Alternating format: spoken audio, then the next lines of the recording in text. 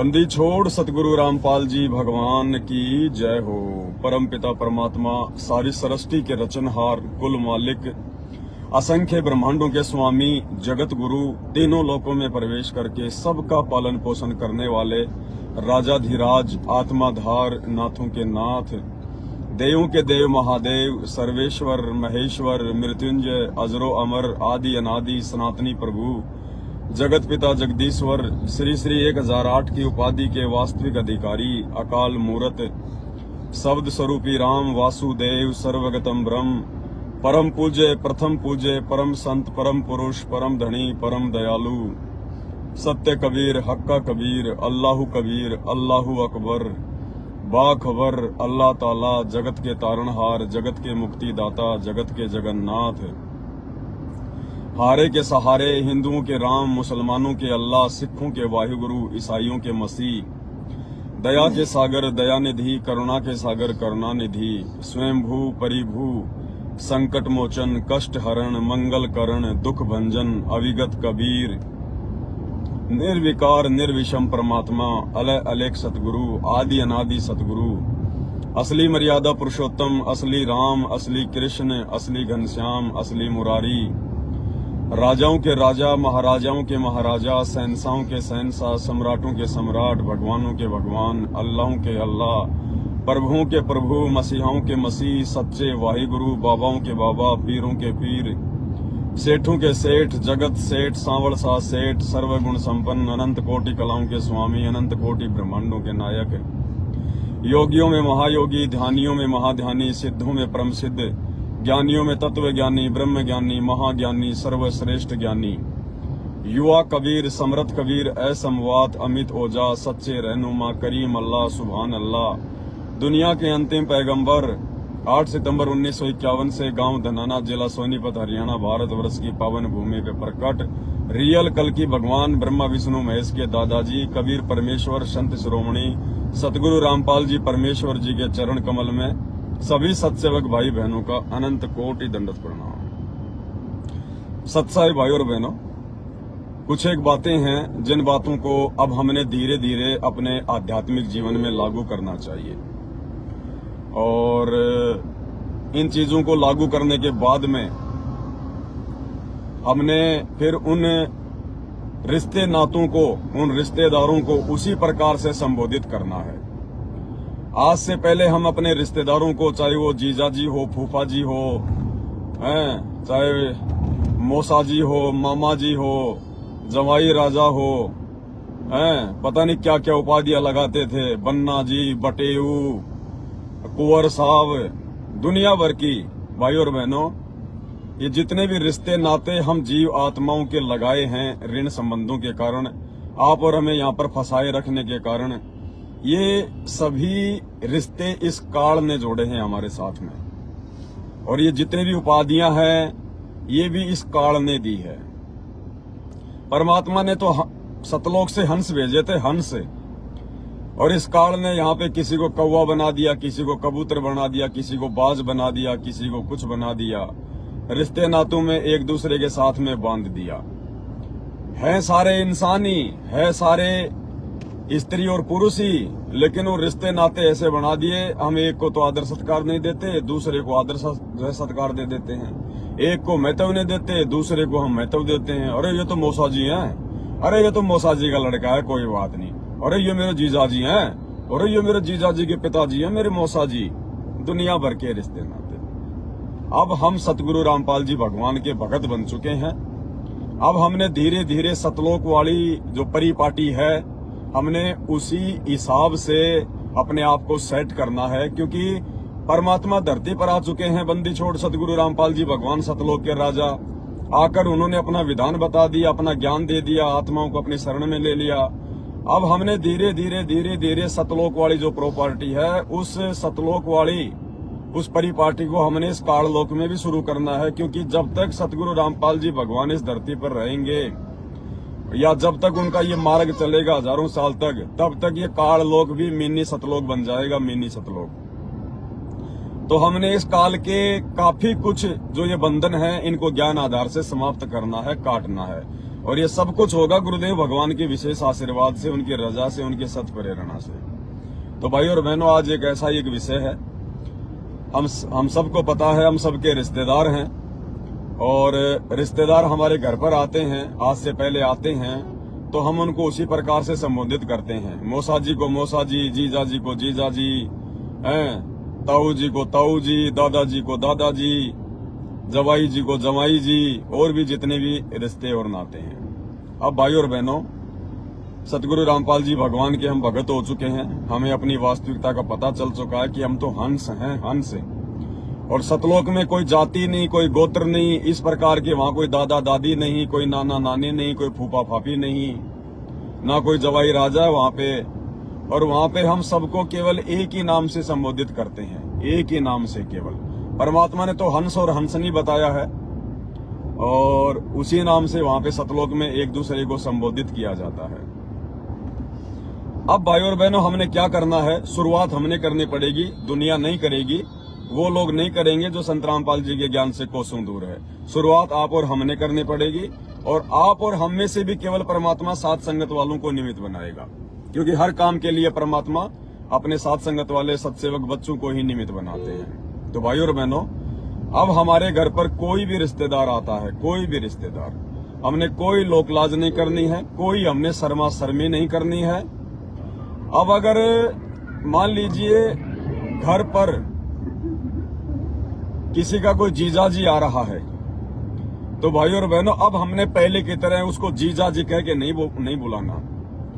अब हमने उनको जीजा जी कह के नहीं बुलाना है, क्योंकि हम भगत हैं, हमने उपदेश प्राप्त कर लिया है। हमारा जीजा यदि असल में कोई है तो सतगुरु रामपाल जी भगवान है, वो कबीर भगवान है, पूरी दुनिया का जीजा है वो। जीजा मतलब एक विशेष सम्माननीय उपाधि। और हमारे घर पे जो जीजा आता है उसके कोई सींग नहीं लग रहे, कोई विशेष कोई उपाधि मतलब उसको देने की आवश्यकता नहीं है। अब जिन्होंने नाम ले लिया उनके लिए, जगत वालों के लिए नहीं है। अरे वो अपने घर पे तो शराब पीता है, गली में पड़ा रहता है, कुत्ते उसके पेशाब में मुँहते हैं, और जब घर पे आता तो हम कहते हैं जीजा जी आ गए, जैसे कोई बहुत बड़ा कोई देवता आ गया हो। जीजा जी का मतलब होता है कि विशेष इज्जत वाली पोस्ट, उपाधि। और हमने केवल ये सारी पोस्ट, सारी उपाधियां अपने बंदी छोड़ को देनी है, क्योंकि वो ही एकमात्र अधिकारी और कोई अधिकारी नहीं है। और चौधरी जी आ गए, काहे के चौधरी जी आ गए? शराब पी के गली में पड़े रहते हैं चौधरी जी। अपने घर पर तो अपने लुगाई की लात खाते हैं और हमारे लिए चौधरी जी। चौधरी अगर कोई है, चौधरी का मतलब जिसकी चौधरी, जिसकी सत्ता, जिसका साम्राज्य, जिसका दबदबा। तो भाई इस सृष्टि में दबदबा केवल एक का ही है, एक ही प्रधान है, एक ही चौधरी है, एक ही ठाकुर है यहाँ पे, और वो है सतगुरु रामपाल जी भगवान। तो अब हमने अपने जीजा जी को जीजा जी कह के नहीं बुलाना। क्या कह के बुलाना है? अगर आप एक पुरुष हैं और आपने नाम ले लिया सतगुरु रामपाल जी से, तो आपने जीजा जी कह के नहीं बुलाना। आपने दो प्रकार से उनको संबोधित करना है। सबसे पहला जो तरीका है संबोधित करने का, आप उनको भगत जी कहिए। ये सर्वश्रेष्ठ नाम है, ये सबके लिए है, छोटे से लेकर जो भी बड़ा है सबके लिए है। आओ भगत जी, आओ भगत जी। उसको भगत जी कहना शुरू कर दीजिए, जीजा जी मत कहिए उसको। जीजा जी कहोगे उसमें अहंकार आता है, अभिमान आता है उसमें, है। अरे वो काहे का जीजा जी? उसका भी तो कोई जीजा होगा, फिर वो काहे का जीजा जी हुआ? अरे जिसके ऊपर और एक जीजा है वो जीजा नहीं हो सकता कभी भी, इसलिए उसको जीजा जी नहीं कहना। सबसे पहले उसको भगत जी कहना है। आओ भगत जी, आओ आओ आओ। उसके ऊपर भी असर पड़ेगा। भगत जी कहेंगे तो उसमें अहंकार नहीं आएगा, आदि नहीं आएगी। और भगत जी कहेंगे तो भगत जो है परमात्मा के जो है मतलब कि बच्चों का नाम होता है, उस पर भी असर पड़ेगा। हो सकता है मालिक का सत्संग भी सुनना शुरू करेगा धीरे धीरे। बार बार जब आप उसको भगत जी आप उसको कहोगे, उस पे असर होना शुरू हो जाएगा। तो क्या कहेंगे हम आज के बाद में? अगर कोई भी, चाहे मौसा जी आओ, चाहे जीजा जी आओ, चाहे फूफा जी आओ, चाहे नाना जी आओ, चाहे मामा जी आओ, कोई भी रिश्तेदार हमारे घर पे आता है, हम उनको मौसा जी नहीं कहेंगे, हम उनको जीजा जी नहीं कहेंगे, हम उनको फूफा जी नहीं कहेंगे, हम उनको कहेंगे भगत जी। सबसे प्यारा नाम है भगत जी। दूसरा, यदि किसी को भगत जी कहने में शर्म आती है किसी भाई को, तो भाई फिर उसका नाम लेके पुकार दो। रामलाल जी, सुरेश जी, रामचंद्र जी, सुरेश, जो भी नाम है उनका, उस हिसाब से उनका नाम लेके बोलो। अपने रिश्तेदारों को हमने केवल 2 ही उपाधि देनी है, तीसरी उपाधि नहीं देनी है। वो चाहे 80 साल का नाना जी आओ, क्योंकि आपको पता है संत रामपाल जी का 90 साल का भगत होता है, उसको भी हम क्या कहते हैं? भगत जी। और समाज में जैसे कोई आदमी हमें मिलता है 90 साल का, तो उसको हम क्या बोला करते थे? दादाजी, ताऊ जी, बाबा जी। नहीं, दादाजी केवल पूरी सृष्टि में सतगुरु रामपाल जी भगवान कहलाने का अधिकारी है। बाबा जी केवल सतगुरु रामपाल जी कहलाने के अधिकारी हैं। ये दादा और बाबा मतलब एक परिवार के मुखिया होते हैं। ये मुखियाओं को कहा जाता है दादाजी, बाबा जी। अरे भैया, इस पूरी सृष्टि रूपी परिवार का एक ही मुखिया है, और वो है सतगुरु रामपाल जी भगवान, वो कबीर भगवान। तो वो ही सबका दादा है। क्या कहते हैं परमात्मा? कौन ब्रह्मा का पिता है, कौन विष्णु की माँ, कौन शंकर का दादा है? अरे भैया, जब हम रोज कहते हैं, लोगों को समझाते हैं कि शंकर जी के दादाजी कौन है, तो भाई जब शंकर जी का दादा वो कबीर भगवान सतगुरु रामपाल जी है, तो फिर हमारा क्या हुआ? जब हमने अपने भगवान को भगवान कह दिया, तो हम किसी और को भगवान कह सकते हैं क्या? नहीं कह सकते। जब हमने अपने भगवान को हमने दादाजी कह दिया शंकर जी का, तो उसके बाद हम किसी और को दादाजी नहीं कह सकते। हम असली दादा वो है। तो कोई भी रिश्तेदार कितनी भी उम्र का हो, बच्चे से लेके बूढ़ा, हमने 2 ही प्रकार से संबोधित करना है मालिक के आशीर्वाद से। आप परमात्मा को दंडवत करना, मालिक से प्रार्थना करना, परमात्मा हिम्मत देगा, आपको साहस देगा। और ये कोई हिम्मत या साहस मांगने वाली ऐसी कोई बात भी नहीं है। तो हमने या तो उनका नाम लेके संबोधित करना है, या फिर उनको भगत जी कहना है। अगर भगत जी कहोगे तो सबसे ज्यादा, सबसे बढ़िया भगत जी। 1-2 बार उसको अटपटा लगेगा, लेकिन फिर उसको आदत पड़ जाएगी, फिर उसको भी अच्छा लगने लगेगा। क्यों? क्योंकि ये परमात्मा के बच्चों का नाम है ये। अब जैसे घर में फिर कोई माता बहनें होती हैं, अब आपने तो अपने जीजा जी को कह दिया भगत जी, अब आपकी भगतमती क्या कहेगी? आज से पहले तो उसको कहा करती थी ननदेव जी, ननदेव जी, क्योंकि वो ननद का पति है। अब उस बहन ने, जिसने सतगुरु रामपाल जी भगवान से उपदेश ले लिया है, और यदि उसका पति का जीजा घर पे आता है, तो उसका पति तो उसको या तो नाम लेके बोलेगा या उसको भगत जी कहेगा। अब उस बहन ने क्या बोलना है? बहन उसको भाई साहब बोलेगी। क्या बोलेगी? भाई साहब, सबसे उत्तम नाम है। बहन उसको भाई साहब बोलेगी। भाई साहब बोलेगी तो उसके मन में बकवाद नहीं आएगी। जो एक अपनी साड़ी की, जो पत्नी के प्रति आजकल समाज में जो एक घटिया रवैया होता है ना, इस प्रकार का मजाक करने का बेहुदा, बिना ज्ञान के, कि ये तो मेरी साड़ा एली है, ये तो मेरे साड़े की पत्नी है, उसके साथ हंसी मजाक करेंगे, उसके ऊपर अंकुश लगेगा, उसको शर्म आने लगेगी। जब वो बहन उसको भाई साहब कहेगी ना, उसको शर्म आने लगेगी। वो फालतू की बात नहीं करेगा, फालतू की बकवाद नहीं करेगा, और दोनों के अंतःकरण में एक जो है मतलब एक शालीनता आएगी। कोई बकवाद जो है वो उत्पन्न नहीं होगी, मन में कोई विकार या काल उत्पन्न नहीं करेगा। देखो, काल ने ये रिश्ते नातों के नाम इसी प्रकार रखे हैं। साड़ा मतलब मेरे से नीचे, और वो कहेगा जीजा, जीजा मतलब मेरे से ऊपर। बताओ ये क्या मतलब हुआ? अरे जीजा की उम्र छोटी है, साड़े की उम्र जो है वो ज्यादा है, फिर भी उसको कह रहा जीजा जी। ये सभ्यता है क्या? ये कोई सम्मान है ये? तो भाई और बहनों, उस बहन ने तो अपने पति के जीजा जी को कहना है भाई साहब, और उस भगत ने अपने जीजा को कहना है भगत जी, या फिर उनका नाम लेके बोल दो कि रामचंद्र जी, आओ जी रामचंद्र जी, खाना खाओ जी, आओ जी भगत जी, भोजन तैयार है। ठीक है। यदि किसी का जेठ घर में है, जेठ यदि घर में है, तो वैसे तो आमतौर पे बातचीत इतनी होती नहीं है, लेकिन जेठ को भी उस बहन ने भाई साहब कह के संबोधित करना है। और बहुत सारे लोग, बहुत सारी माता बहनें अपने जेठ को आज भी जो बल्कि भाई साहब कह के संबोधित करती है, शहरों में ज्यादातर। ये एक सभ्य वर्ड है, उसने भाई साहब कह के संबोधित करना है। और मान लीजिए आपका पूरा परिवार उपदेशी है या नहीं है, और उस परिवार में छोटे छोटे बच्चे भी हैं, उस परिवार में दादाजी भी हैं, चाचा जी भी हैं, ताऊ जी भी हैं, तो छोटे छोटे जो बच्चे हैं सतगुरु रामपाल जी भगवान के, उन्होंने अपने ताऊ जी को ताऊ जी नहीं कहना, दादाजी को दादाजी नहीं कहना है, अपने चाचा जी को चाचा जी नहीं कहना, सबने भगत जी कहना है। क्या कह के संबोधित करना है? भगत जी। आज के बाद सब कह के संबोधित करेंगे।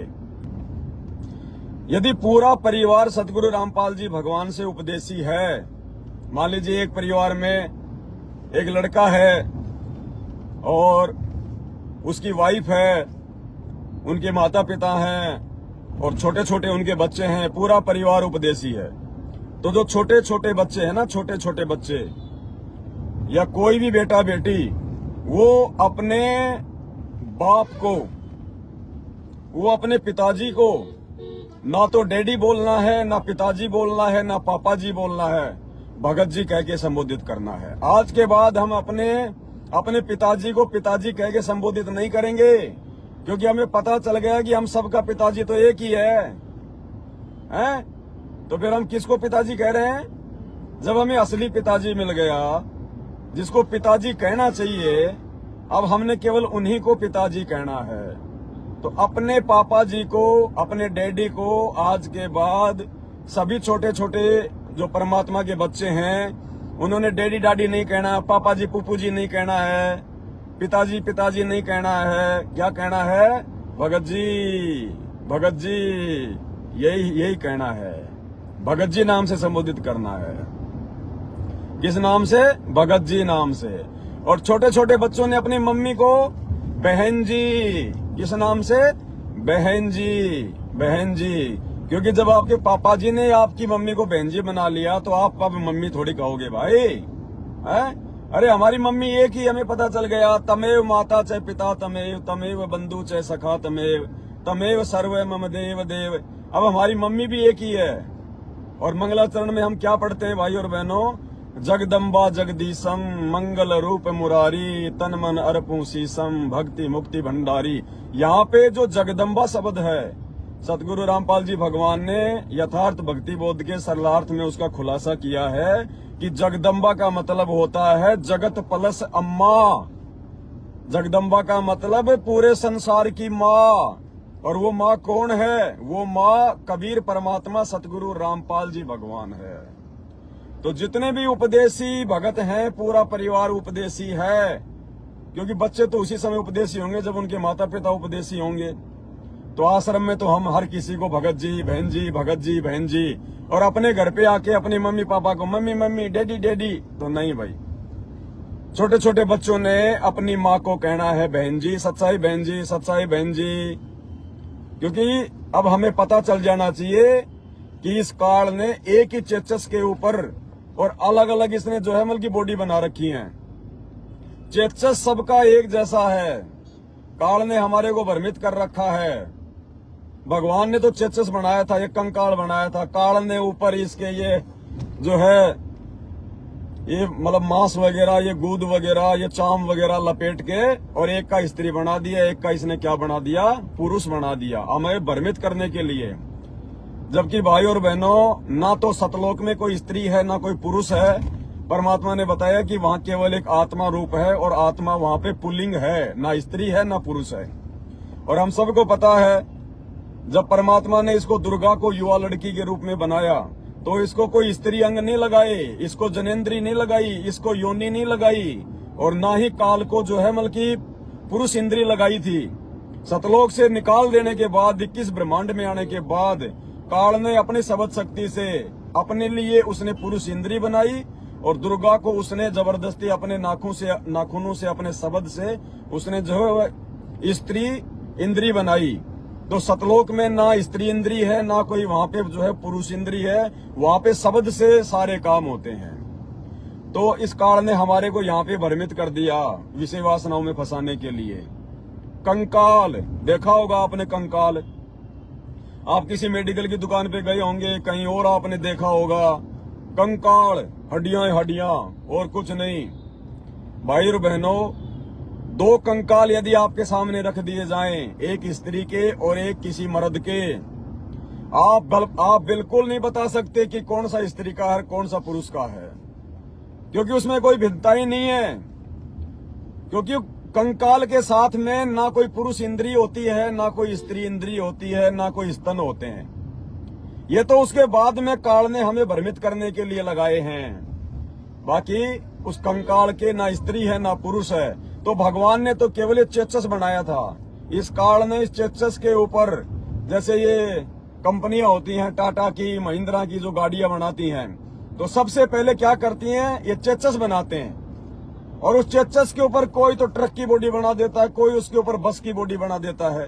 तो इसी प्रकार इस काल ने इस कंकाल के ऊपर किसी के ऊपर तो स्त्री की बॉडी बना दी, किसी के ऊपर जो है पुरुष की बॉडी बना दी, और उसी को देख के हम मान लेते हैं कि ये स्त्री है और ये पुरुष है, जबकि सब आत्माएं हैं, वो पुल्लिंग हैं सबके सब। तो अब उपदेशी घरों में छोटे छोटे बच्चे अपने माता पिता को, अपने पिताजी को भगत जी और अपनी माँ को बहन जी कहकर संबोधित करना है। ये दास की प्रार्थना है, कोई आदेश नहीं है भाई। दास को जो परमात्मा प्रेरणा करता है उस हिसाब से दास बोलता है। और बाकी आपको बता ही दिया, अपने दादाजी को और अपने ताऊ जी को, अपने चाचा जी को और अपने बड़े भाई को, इन सबको आपने भगत जी कह के संबोधित करना है। भगत जी, आदत धीरे धीरे पड़ जाएगी। हम शुरुआत तो करें, हम एक दो बार हो सकता है दादाजी निकल जाए, चाचा जी भी निकल जाएगा शब्द, लेकिन बार बार हम रिपीट करेंगे मालिक की दया से, तो ऐसी कोई गलती नहीं होगी। और एक समय ऐसा आएगा हमारे मुंह से सबके लिए भगत जी निकलेगा, क्योंकि परमात्मा यहाँ सबको भगत जी बनाने के लिए आए हैं, सबको मालिक भगत बनाने के लिए आया है। तो भाई और बहनों, इस प्रकार से हमने, अब जैसे हमें परमात्मा एक शिक्षा भी दे रहे हैं, लेकिन हम लोग ध्यान नहीं देते। संध्या आरती में लास्ट में जो गुरुदेव का अंग आता है, मेरे गुरुदेव भगवान दियो काट काल की फांसी, उसमें परमात्मा एक चौपाई में क्या बोलते हैं, तुम्हें कहाँ ढूंढ के लाऊं, मैं तड़प तड़प रह जाऊं, तुम्हें कहाँ ढूंढ के लाऊं, मैं तड़प तड़प रह जाऊं, आप गए अमर अस्थान अस्थान, दही छोड़ तड़पती दासी। ये दासी शब्द याद रखना। हालांकि ये वाणी हम नहीं बोलते हैं। क्यों नहीं बोलते हैं? क्योंकि ये वाणी अपने पूज्य गुरुदेव सतगुरु रामपाल जी भगवान ने अपने मुंह बोले गुरुदेव आदरणीय राम देवानंद जी महाराज जी के लिए बोली है, क्योंकि उन्होंने जिसको अपना गुरु बनाया था, मुंह बोला, वो सतलोक जा चुके हैं, वो शरीर छोड़ चुके हैं। इसलिए एक शिष्य की भूमिका निभाते हुए गुरुदेव भगवान उनके जाने के बाद, उनके सतलोक जाने के बाद बोल रहे हैं कि आप गए अमर स्थान और दही छोड़ तड़पती दासी। तो ये वाणी हम नहीं बोलेंगे, क्योंकि हमारे भगवान तो धरती पर प्रकट हैं, धरती पर मौजूद हैं। इसलिए हमने नहीं कहना कि आप गए अमर स्थान, इसको हमने छोड़ देना है। तो इससे हमने क्या शिक्षा लेनी है इस वाणी से, कि तुम्हें कहाँ ढूंढ कर ले आऊं, मैं तड़प तड़प रह जाऊं, आप गए अमर स्थान दही छोड़ तड़पती दासी।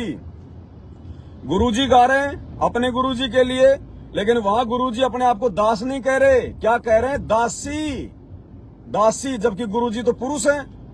वही सांसारिक दिखावे में तो जो गुरुजी हैं, मतलब कि जेंट्स हैं, वो पुरुष हैं, और जो पुरुष होता है वो तो अपने आप नाम के आगे दास लगाता है। तो गुरुजी वहां पे दासी क्यों बोल रहे हैं भाई और बहनों? इसलिए बोल रहे हैं क्योंकि आत्मा ना स्त्री है, आत्मा ना पुरुष है, आत्मा का जो रूप है वो पुल्लिंग है। तो हमने भाई और बहनों अपने गुरुदेव के पद चिन्हों पे चलते हुए, क्योंकि परमात्मा संकेत ही करेंगे, ध्यान रखना। बाकी परमात्मा अपने बच्चों को सद्बुद्धि देते हैं, फिर उसके ऊपर ज्ञान चर्चा होती है, सात संगतियां होती हैं। तो अब हमने अपने माता पिता को, अपने पिताजी को भगत जी, माता जी को बहन जी, परिवार के अन्य जो ताऊ जी, दादाजी, चाचा जी हैं, उनको हमने भगत जी कह के संबोधित करना है। भगत जी, अपने भाई को भी भगत जी कह के संबोधित करना, चाहे छोटा हो चाहे बड़ा हो। और बहन को तो हम बहन जी बोलते ही हैं, उसमें कोई दिक्कत नहीं है। तो इस प्रकार से आज के बाद परमात्मा दया करे, इससे क्या होगा, एक अधीनता आएगी और एक हमारा जो परिवार है उससे विषय वासना दूर होगी। और काल की जो ये बकवाद है ना, ये उपाधियां, जीजा जी, फूफा जी, फलाना जी, दादाजी, ये जीर, शराब पी के घर में आता है, उसके नाम के आगे हम जी लगा रहे हैं। नहीं, जी लगाने के अधिकारी या तो परमात्मा के बच्चे हैं जिनको हम भगत जी कहते हैं, या फिर हमारे गुरुदेव जिनको हम गुरु जी कहते हैं। इसके अलावा धरती पर कोई जी कहलाने का अधिकारी है ही नहीं, कोई सम्मान का कोई अधिकारी है ही नहीं, कोई सम्माननीय और पूजनीय केवल बंदी छोड़ है, बाकी सब आदरणीय है, आदरणीय। तो इस प्रकार से हमने संबोधित करना है। ये आपकी अपनी आत्मा स्वीकार करे तो करना भाई, मुझ पवन दास के कहने से मत लग जाना। फिर कल को कोई आपको बहका दे, हैं तुम उसके पीछे लग गए, तुम क्या बोलने लग गए, तुम सोचो लो भाई आप तो छोड़ दो। नहीं भाई, अब आपकी आत्मा अगर गवाही दे तो आपने इन चीजों को लागू करना है अपने ऊपर, अन्यथा भाई कोई जबरदस्ती नहीं है। दास की तो ड्यूटी है भोंकने की, और जिसको समझ में आए तो फॉलो करे, नहीं तो कोई जबरदस्ती नहीं है। और कोई रिश्ते नाते अपने परिवार में यही होती है, बस यही है ना। गांव का कोई आ जाए और यदि हमने नाम ले रखा है तो अब हमने पहले की तरह नहीं बोलना, या तो हमने उसका नाम लेके बोलना है, हमने किसी का नाम भी नहीं बिगाड़ना। जैसे गांव में किसी का 2-3 नाम होते हैं या किसी को चिढ़ाने के लिए बोलते हैं, तो हमने उस प्रकार से किसी का कोई बेहुदा नाम नहीं बोलना है। उसका वास्तविक जो नाम है उस नाम के आगे हमने जी शब्द लगा के बोलना। आज के बाद ध्यान रखना, किसी का नाम है सुरेश तो उसको क्या बोलना है, सुरेश जी, या फिर उसको भगत जी बोलो, भगत जी या फिर सुरेश जी, वही बात है। उसके नाम के साथ में, या फिर उसको भगत जी कह के बोलो आप। है? अपन काम कर रहे हैं तो हाँ, जैसे हम लोग किसी ऑफिस में काम करते हैं, कहीं कोई फैक्ट्री में काम करते हैं, तो वहाँ पे देखो हमारी जो है वो मजबूरी है। वहाँ पे हम उनको मतलब भगत जी नहीं बोलेंगे।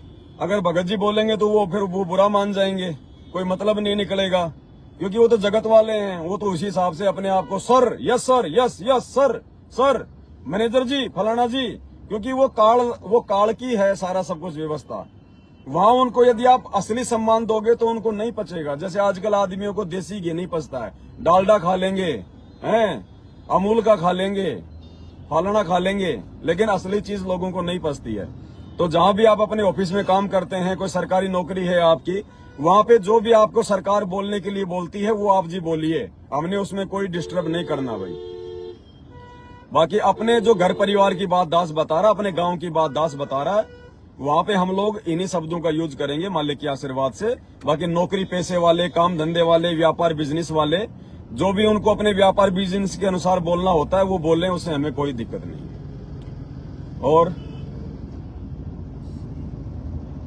और याद कर लेना, मैं थोड़ा और एक शंका एक और कर देता हूँ।